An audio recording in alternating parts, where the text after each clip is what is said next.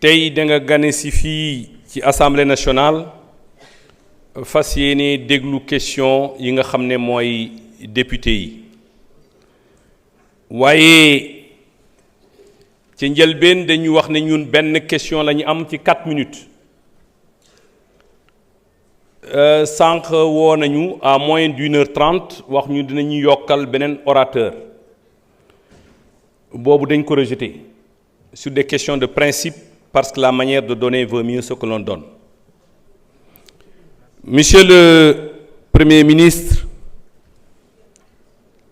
li nga xam ne mooy question yi nga xam ne benn question boobu ñu am yaakaar naa ne mënoon nañ ko yónnee par SMS ngeen bañ a déplacé wu ñëw ba fii waaye comme ñëw nga dinañ la jottali li askan wi wax.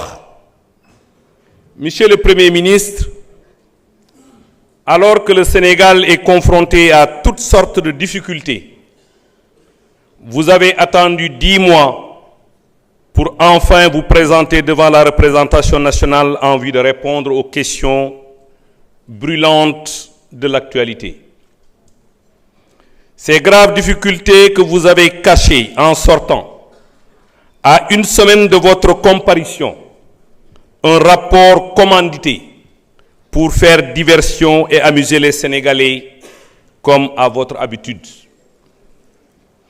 Personne, je dis bien personne, ne croit à la crédibilité et au sérieux de ce rapport. En tout cas, pas nos partenaires techniques et financiers, dont le FMI, qui depuis 2018 a évalué et jugé que les finances publiques étaient absolument transparentes. C'est pourquoi tous ont fini de rejeter sans équivoque ce rapport qui, hélas, a eu l'effet d'un pétard mouillé. Pendant ce temps, les difficultés sont malheureusement bien réelles.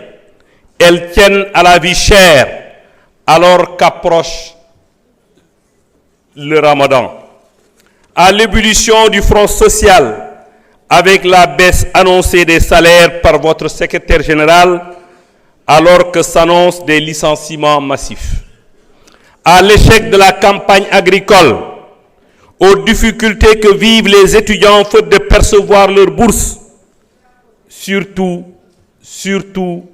à l'insécurité en Casamance, la verte Casamance, où viennent encore de mourir 6 de nos djambars, pendant que leurs assassins brandissaient un drapeau et chantaient un hymne indépendantiste.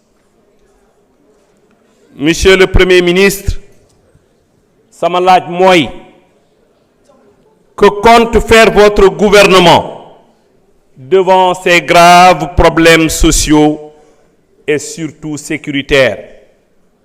Wassalamu alaikum wa rahmatullahi ta'ala wa barakatuh. Wassalamun ala man ittaba al-huda. Jërëjëf. Monsieur le Premier ministre, vous avez la parole.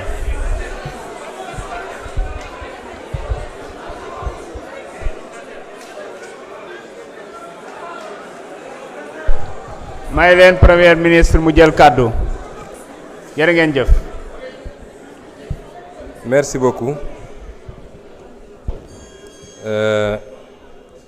Ma fàttali nag ni sama jël kàddu bu jiitu bi dama juumoon bi may wax ci fusion wu organes yi, c'est plutôt entre ONFP et CNQP pour bañ a andi lu ñuy wax ëllëg ni demeewuloon noonu.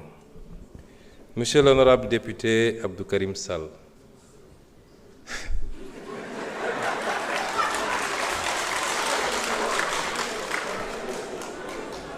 xam nga da nga door sa kàddu ci anam yoo xam ne ku ko dégg ne bésu àjjuma bi de waa ji xam naa moo jiite jumaamu Mbaaw. loolu nag dafa safaanoog loolu ak li nga wax muy ay contre vérité mu waxee ko noonu parce que bëgguma ko waxee baatu wolof defe naa kilifa gu toll ni yow bu taxawee di wax Sénégal yëpp di ko dégg na wax dëgg mbaa mu noppi.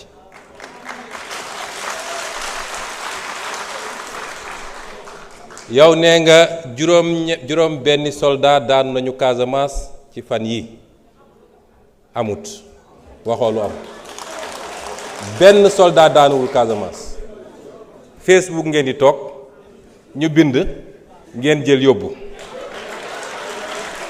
benn soldat daanuwul Casamance loolu amut. nee nga dañu annoncé licenciement massif ba léegi waxuñu lool de nee nañ dinañu auditer ba xam lu méngoog liggéey bi ak lu ko méngoowut buñ ci tollee nañ jël suñu responsabilité. nee nga dañu annoncé des baisses de salaire xaw ma foo ko déggee fan ndax secrétaire général gouvernement def na émission wax na ni am na yenn salaire yu am doole ci réew mi te loolu am na. fii am na ay fonctionnaires yoo xam ne la ñuy fayeeku président de la république du ko fayeeku ministre du ko fayeeku DG du ko fayeeku muy xaalis bu dul jeex ñu ne loolu buñ ci tollee dinañu xool nuñ koy càmbare parce que loolu mooy yoon ci logique. sànq dafa am ko poser question ci li jëm ci dialogue social beeg xam nga suñu système fonction publique 2000 lañ ko commencé déstructurer ba tey. mooy ku jóg wax rek nga ne jox naa la équilibre yëpp ñu briser ko soo joxee kenn nag ñeneen ñëpp demandé tey am na ay secteurs yu ne ñun dañoo bloqué parce que ñoom dañ leen waroon jox léegi lii mais mënuñu continuer dans cette frénésie là. un État dafay am un système de rémunération buy répondre à un certain nombre de normes et de critères les hiérarchies les grades et cetera fonctions yi doog a ñëw. mais loolu amatul Sénégal on se lève on crée une agence et puis ñu teg ko kii. nee nga yow da nga wax ci kàddu askan wi yow askan wi nag am na yu bari yu ñu lay laaj te layagoo ci bis boo ko dellooyee askan wi. defe naa yaa nekkoon ministre bi ñuy def le fameux contrat des 45 milliards de l'armement tontoogoo ci yeneen yi duma ko tudd ba ci forêt classée de Thiès bi tamit xam ngeen yéen mënu leen tey crédible ni da ngeen di défendre askan bi ndax yéen a suuxatal réew mi ba mu ne tot yéen musu leen yéeg askan bi vous vous êtes enrichi ñoom xam nañ li tax ñu daw ñu ci bëri ñëwuñu bu ñu paree dem ci média yi di lappi yéen vous ne pouvez pas parler au nom c'est-à-dire li ñuy def nii ñépp mën nañoo wax ba mu des yéen da ngeen waroon raser les murs nga ñëw taxaw fii auzu billahi mina sheytaan rajim askan wi neen assemblée sax moo la may loolu. ensuite nee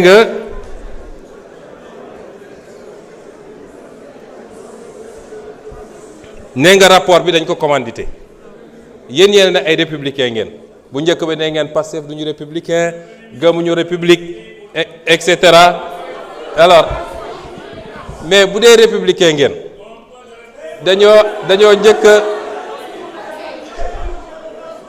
dañoo njëkk ne vous énervez pas soyez calme.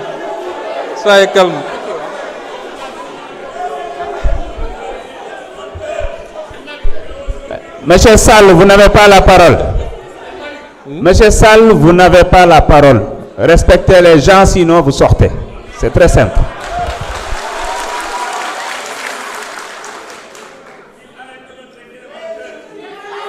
Vous continuez, je demande à la gendarmerie de vous évacuer.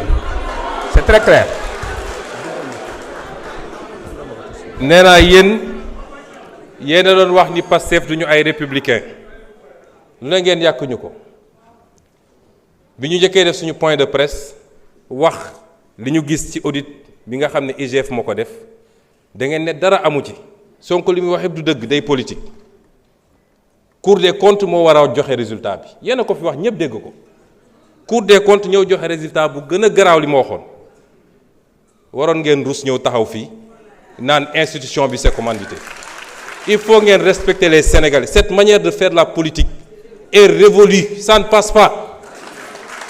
Dem leen ngeen noppalu ji parce que vous avez échoué et vous avez enfoncé ce pays et les comptes seront faits.